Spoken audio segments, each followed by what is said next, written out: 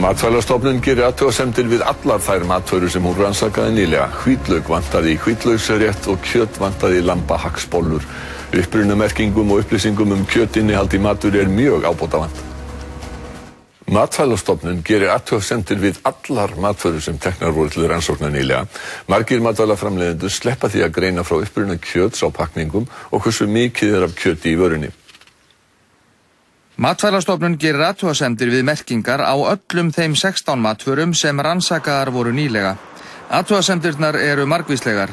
Þeirra alvarlegust náttúrulega nautakjötsleysið í nautabökum frá gæðakokkum sem greint hefur verið ítarlega frá.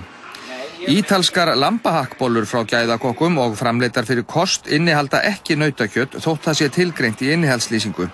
Upprunamerkingu nautakjöts vantar á hamborgara í Bónus, hallarborgara frá kjöthöllinni, nautahakk frá Íslenska kjötfélaginu, ungnautahakk frá Kosti og Krónunni og nautahakk frá Slátufélagi Suðurlands.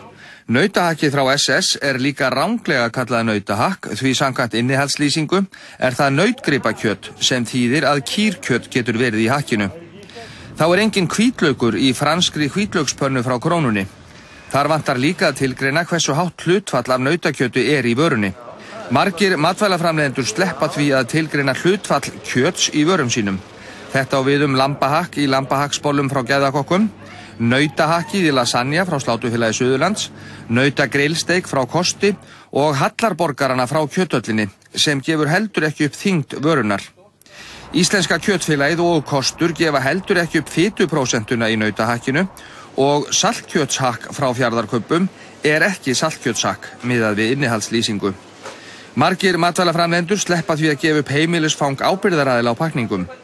Aðrar athugasemdir lúta að geymsluskilyrðum, næringargildismerkingum og upplýsingum síðasta söludag.